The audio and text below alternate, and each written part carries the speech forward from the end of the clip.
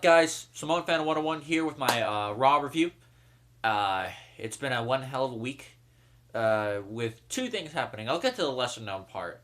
Titus O'Neil, at the end of Raw, did something that actually got him suspended for 90 days. So he's going to be gone throughout pretty much all of WrestleMania season up to May, which is really, really weird. Then again, I don't care too much for Titus O'Neil as a singles wrestler, only when he's in the primetime players as a tag team. The other thing, the retirement of Daniel Bryan. More on this at the end of my Raw review and in my Daniel Bryan tribute video, where I talk about Daniel Bryan, his overall career, as much as I know. So with that said, let's get started. I'm sorry that I may sound a little sick in the video.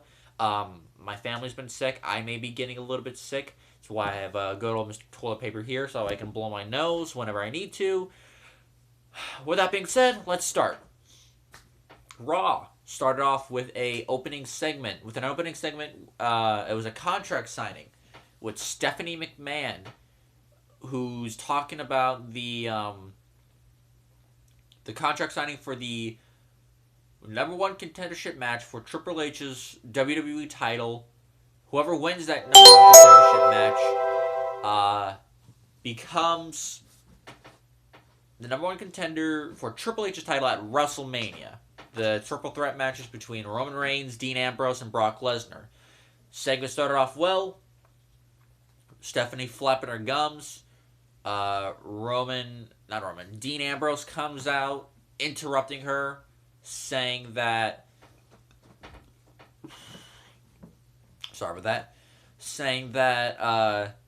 he wanted a piece of Brock Lesnar after he F5'd Ambrose last week on Raw. He cut a really good promo here, even though it was very brief. Stephanie tried her best to put him in his place, all for naught, because just a minute later, Roman Reigns came out to back up his brother-in-arms. Stephanie again teased dissension between Reigns and Ambrose. She accused Reigns of whenever something happened to Ambrose, Reigns came out to steal Ambrose's thunder. Hold on a second. Sorry about that. Like I said, I'm not feeling the greatest. Then she actually did introduce Brock Lesnar, because she said that she was the one to introduce people, and she wasn't going to be interrupted, which she was twice. I would have loved it if Brock Lesnar came out and just interrupted her. Basically saying, yeah, bitch, nobody cares about you. Get the hell out of the ring. This is between real men. Real people. It was a brief contract signing. Stephanie says Dean signed the contract. Reigns signed the contract.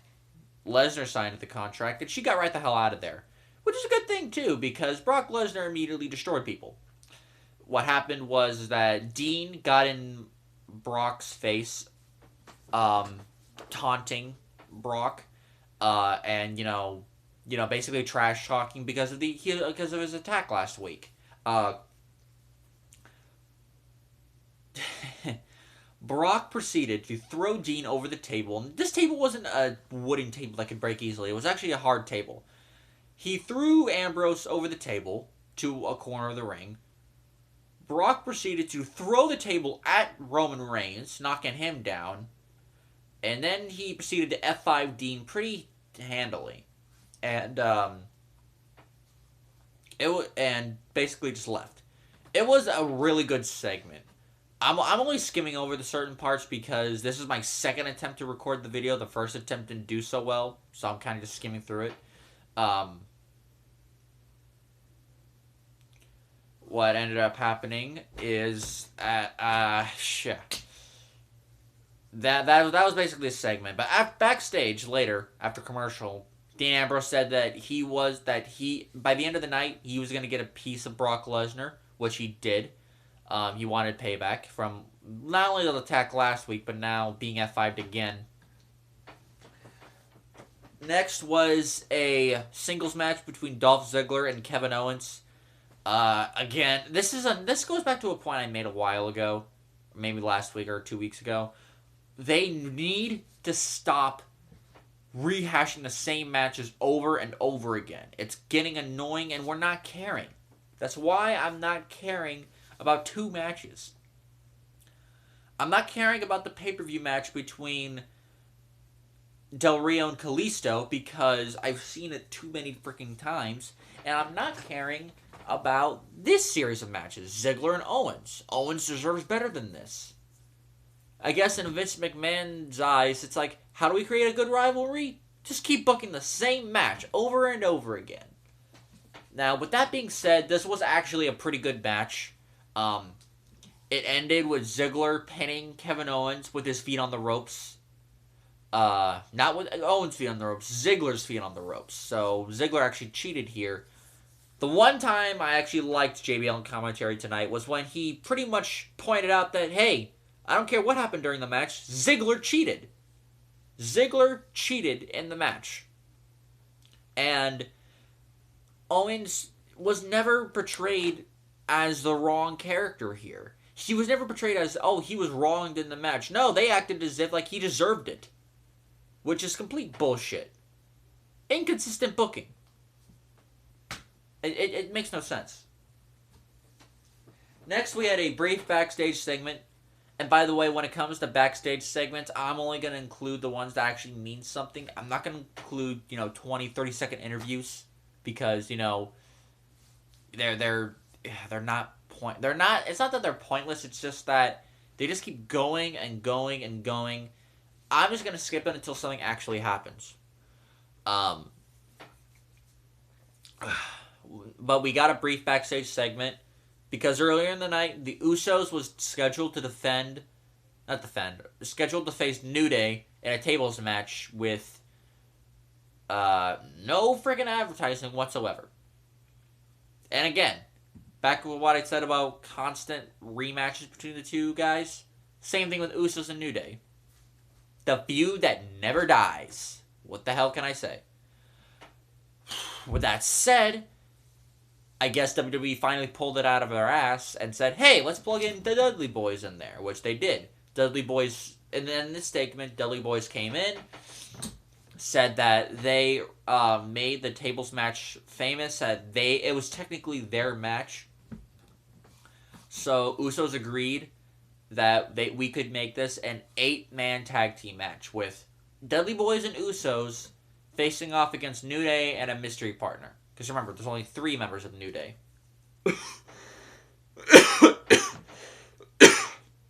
Sorry about that. Like I said, I haven't been feeling too good. Next, we got a shit match between the Divas Champion Charlotte and Alicia Fox. I did not care one iota for this match. Why? Well, simple. Alicia Fox sucks. I don't care how athletic she is. I don't care if she can bend her knees backwards or forwards, depending how you look at it. But Alicia Fox sucks. She is a shit in-ring performer. She means absolutely nothing in the grand scheme of things. She sucks. And the fact that this woman still has a job makes no sense. The only reason why she has a job in WWE right now, Total Divas. That's the only reason why she's still there. She's like, oh shit, I'm on the chopping block. I'll get on Total Divas so that way I can save my job. It's just that everything about this match was sloppy. Charlotte's spear was sloppy. Several moves Alicia Fox did was sloppy. It was just a sloppy, terrible match. The only thing good about the match was that Charlotte went over. Thank God. But aside from that, it was just a gigantic waste of time. WWE, never do that again. Although I know they're just going to do it next week, so why the hell am I asking? Next, we got... After one of the worst parts of Raw, we got one of the better parts of Raw, which was a segment between AJ Styles, Chris Jericho, and The Miz. Mostly between Jericho and Miz. Miz came out. He was about to do Miz TV. He invited Jericho as a guest. Jericho came out. He was talking to Jericho. We saw clips of Styles literally hitting Miz's teeth out from their match on SmackDown last week. and Styles beating Chris Jericho on a Raw match, the Raw after the Royal Rumble pay-per-view, where Styles made his debut. With that said, this was so far a good segment. It built tension between Miz and Jericho. Jericho started having some fun and had one of the better promos of the night when he said, "Let's change Miz TV to the highlight reel." I was so happy when they did this. They brought down the Titan, the little like mini camera Titantron, whatever the hell it is, TV screen. They brought out the carpet layout that's usual for the highlight reel. They replaced Miz's TV, and Miz was going off on Jericho saying that, "Hey, this is my show. This is my show. This is not right." Jericho's like, "You're right. This is not right. Bring out the pot and the stool that Dean Ambrose and Roman Reigns gave me." I actually kind of laughed at that. I thought that was funny. With that said, we have so far a decent promo. Well, what I think the real meat of this promo was when Miz confronted Jericho with him losing to Styles on that Raw a couple weeks ago, and him saying that it's been eating Jericho up, which is true. He's actually telling the truth when he says that, and Jericho confirmed it, saying that, "Yes, I have not gotten much sleep. I have been tirelessly waiting for a rematch between myself and Styles." And it was just sorry about that. It was just really good promo. Styles came out. Miz attacked Jericho from behind. Styles came in to beat up Miz. Then there was a standoff between Jericho and Styles. And then Styles and Jericho threw Miz out of the ring like a jabron. Then Styles and Jericho came to blows. Miz pulled Jericho out of the ring. He got beat up more for being a smartass. And I think it was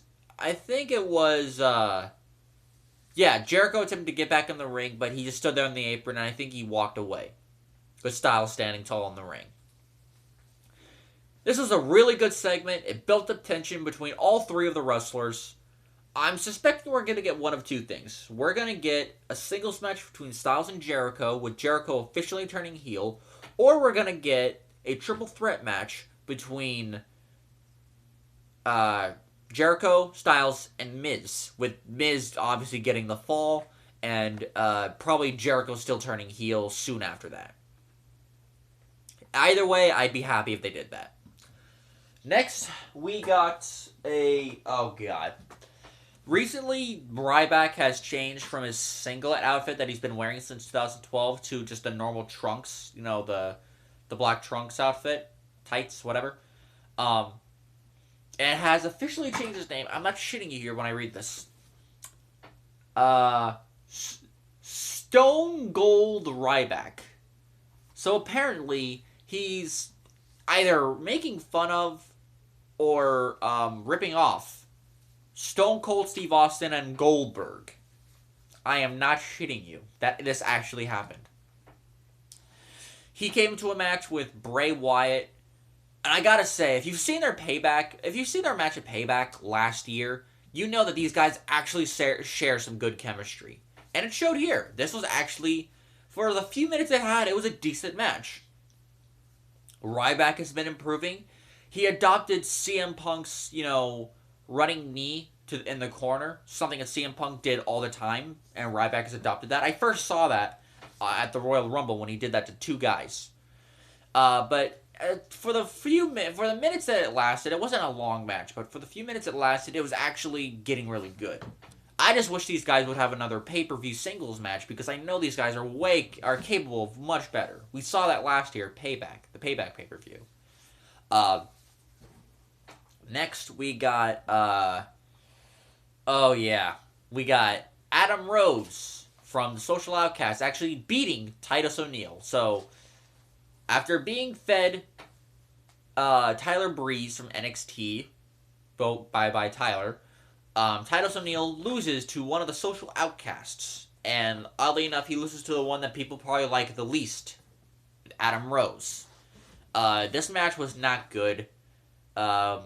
Rose rolled up Titus for the win after distractions, of course, from the rest of the Outcast members.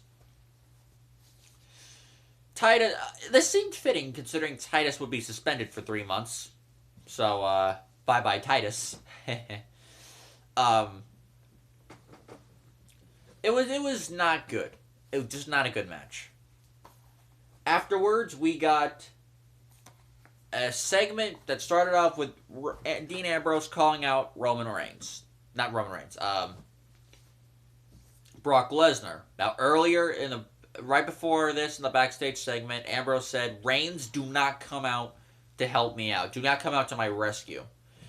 And Ambrose came out, because I don't care whether I get my shit kicked. I don't want you helping me out.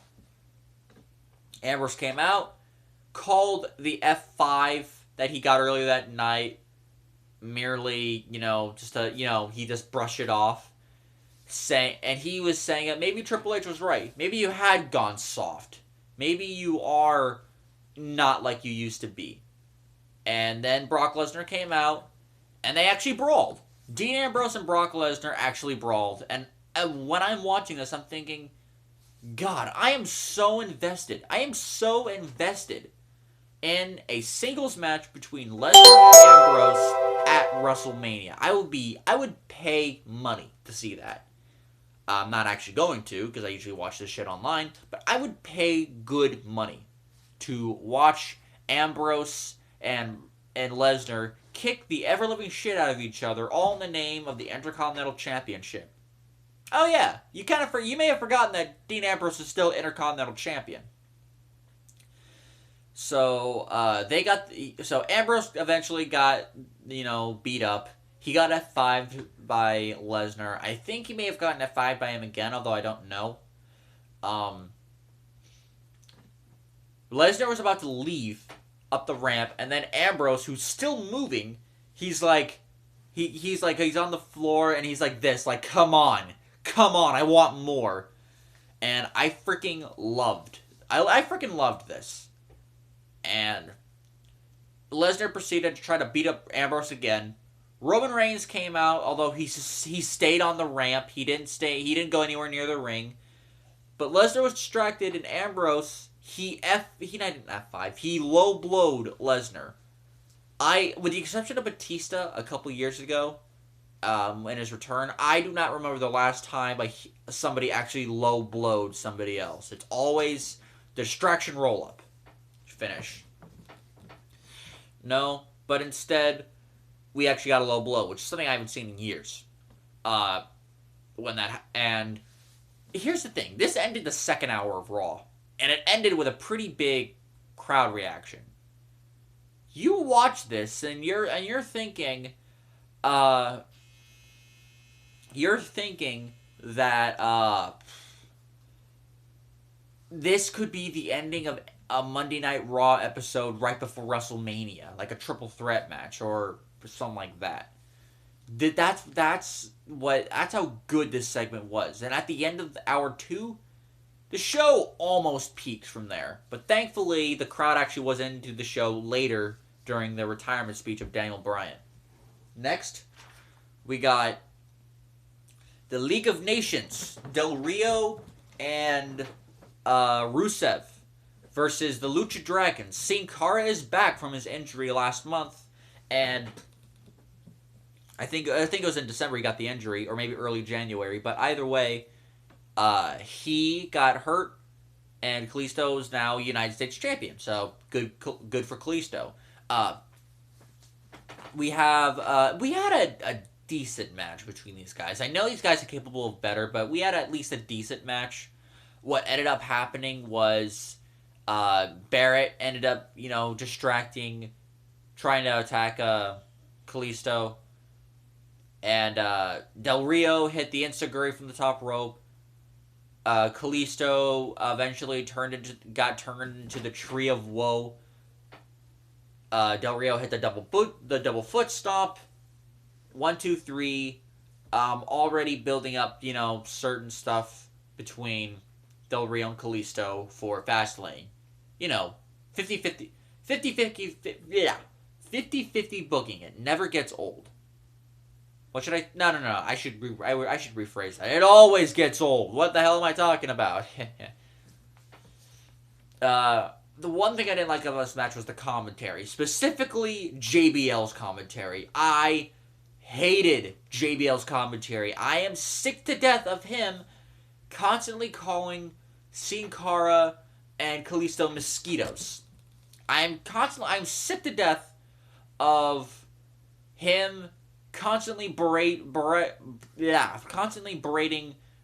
Kalisto and Sin Cara because they're luchadors, they're smaller, and they wear masks.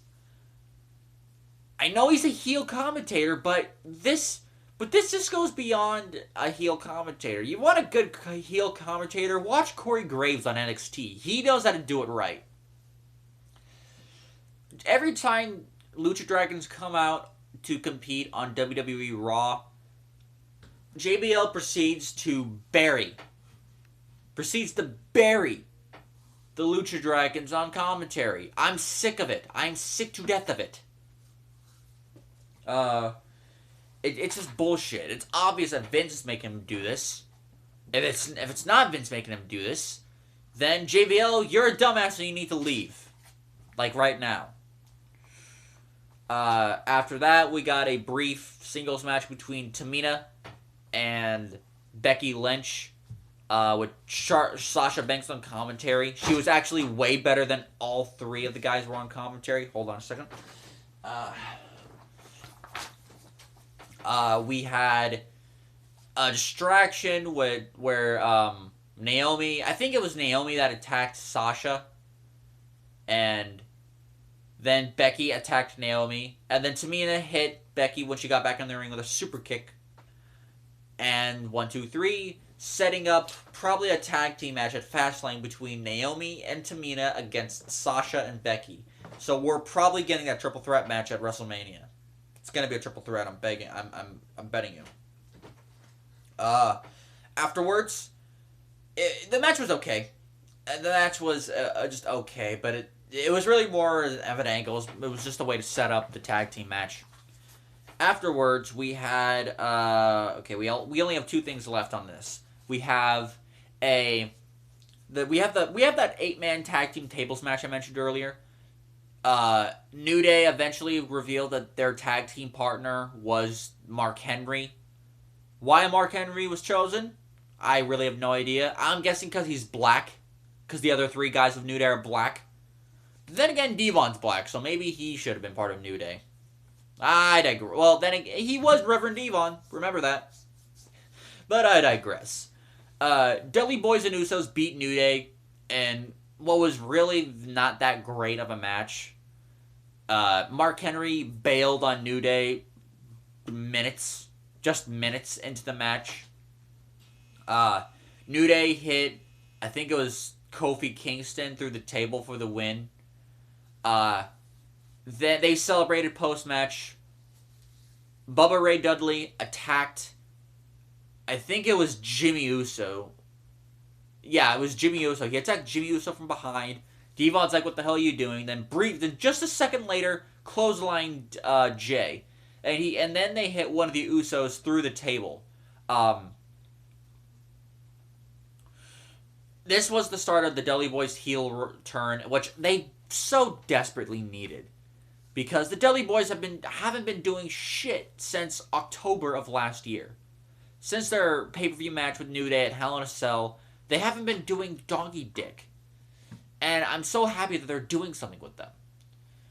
And, by the way, guys, I will be reviewing SmackDown, and apparently some stuff does happen on SmackDown, so I will be reviewing SmackDown this week. Every week after my Raw review is over, or near the end of it, I will always tell you whether I'm reviewing SmackDown this week based on the spoilers that I read. Or maybe in another review, I might say it, I don't know. But you get it. I am going to review SmackDown this week, so stay tuned for that one. The show ended with the Daniel Bryan retirement speech. I'm not gonna review the whole speech in this video. I'm actually gonna do that in my Daniel Bryan tribute video. But I'm just gonna say right now, this is one of the most touching speeches I have ever seen in a WWE ever. This is just sad. Daniel Bryan at age 34 was forced to retire. He thanked everyone from William Regal to his dad for watching him wrestle to just several guys. I'm gonna say right now, I'm going to miss Daniel Bryan. He was officially retired. He's gone. We are all saddened. We are gonna miss Daniel Bryan, and it was one of the best. It was probably the best retirement promo ever, with the exception of maybe the Ric Flair retirement promo. But this gives the Ric Flair retirement promo a run for its money. It was just a sad, sad speech with a few funny moments because Daniel Bryan likes to be happy. Overall, this was a really good show. This was a good show. It wasn't a really good show. It was just a good show. We had a few bad things on it, but the good things more than made up for it. The Daniel Bryan retirement speech, the segments between Ambrose, Brock, and Reigns, the segment between Styles, Miz, and Jericho, and the match between Owens and Ziggler, despite the fact we have seen this match 1,000 times.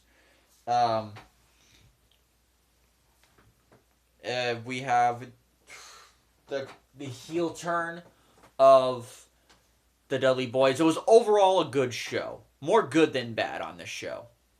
So I will continue my my Daniel Bryan tribute, his retirement speech, going into more detail on my Daniel Bryan tribute video. So guys, stay tuned for that, and I will see you later, guys.